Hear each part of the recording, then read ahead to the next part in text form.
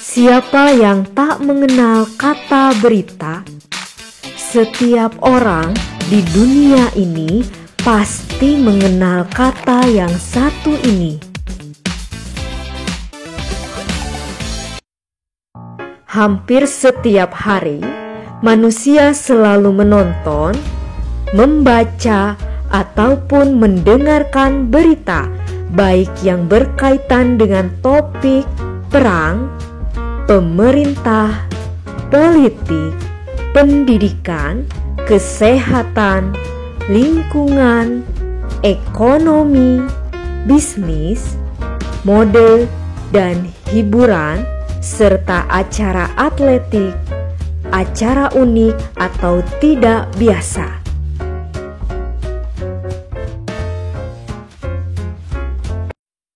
Ada banyak sekali media yang digunakan dalam penyebaran berita. Mulai dari media cetak seperti koran dan majalah hingga ke media digital seperti website berita. Semuanya digunakan hanya untuk menyebarluaskan berita. Lantas, apa sih sebenarnya berita itu? Kemudian, apa saja sih unsur yang terkandung di dalam berita, serta bagaimana cara menentukan unsur-unsur tersebut? Untuk mengetahui semua itu, ayo belajar di rumah belajar.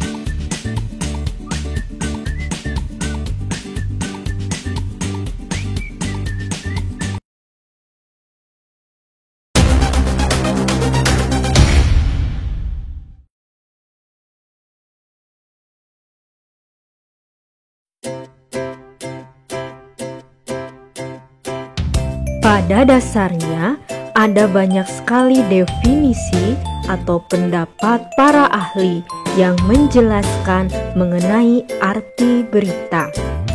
Akan tetapi, hampir seluruh pendapat tersebut memiliki makna ataupun inti yang sama.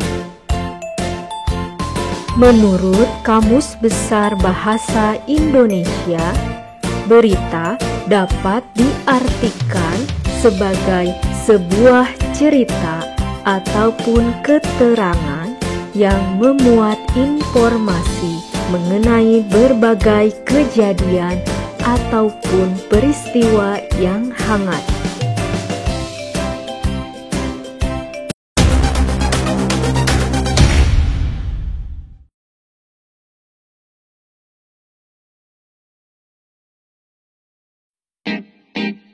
Berita mengandung unsur-unsur penting yang harus ada di dalamnya. Unsur-unsur tersebut yaitu 5W plus 1H. 5W 1H tersebut diantaranya what, who, why, when, where, dan how.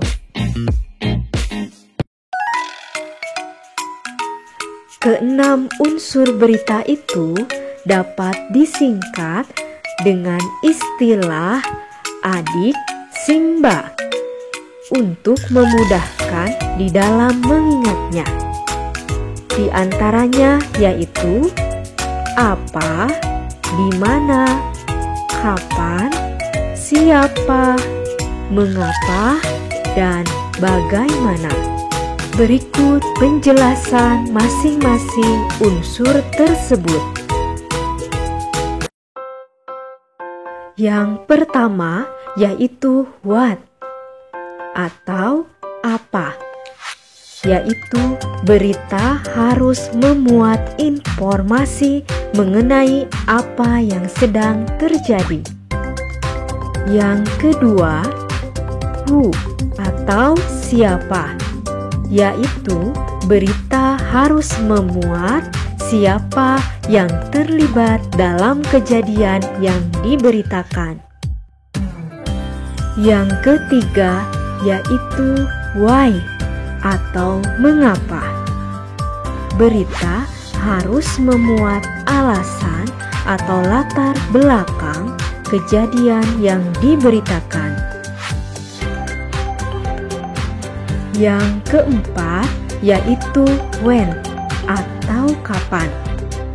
Berita harus memuat kapan kejadian yang diberitakan terjadi. Yang kelima yaitu where atau di mana. Berita harus memuat lokasi kejadian. Dan yang keenam yaitu how atau bagaimana. Berita harus memuat bagaimana kejadian yang diberitakan tersebut bisa terjadi.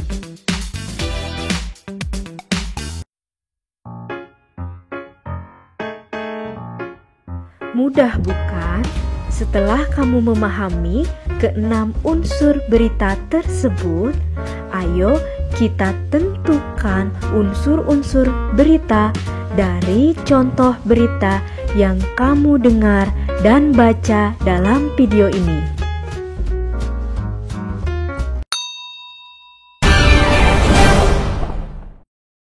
Yuk simak dengan baik pembacaan berita berikut. 10 hari menjelang Lebaran, Sabtu tanggal 15 bulan 11, Pelabuhan Penyeberangan Merak mulai dipadati truk. Truk-truk tersebut mengangkut barang non-9 bahan pokok atau non-sembako. Tingginya arus truk dalam 2 hari terakhir berkaitan dengan adanya larangan melintas bagi truk non-9 bahan pokok atau non-sembako pada tanggal 21 sampai 25 November. Larangan tersebut berlaku bagi truk bersumbu lebih dari 2, truk gandengan, truk tempelan, dan truk kontainer. Penumpukan truk bersumbu 2 tersebut seperti di Pelabuhan Merak menyebabkan antrean truk sekitar 100 meter dari pintu masuk kapal. Antrean terjadi di dermaga 1 hingga dermaga 4, tetapi antrean tersebut masih dalam batas normal. Antrean belum membludak keluar area parkir pelabuhan. Akibat penumpukan truk itu, beberapa sopir truk mengaku harus menunggu sekitar 2 hingga 4 hari untuk bisa masuk kapal.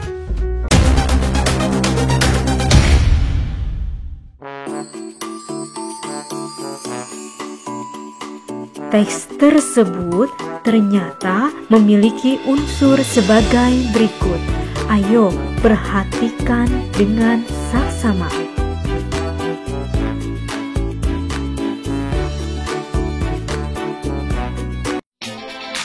Wah, tak terasa pembahasannya sudah selesai.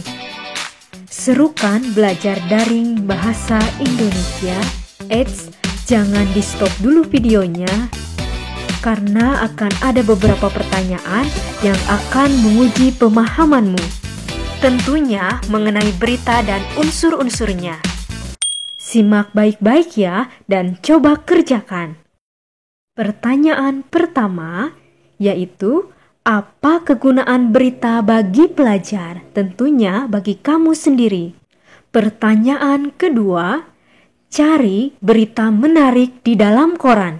Setelah selesai dibaca, guntinglah bagian berita tersebut.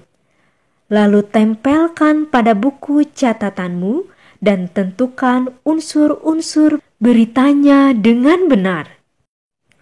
Untuk tugas terakhir, Sempatkanlah untuk menyampaikan jawaban soal nomor 1 pada kolom komentar ya. Terima kasih dan kerjakan.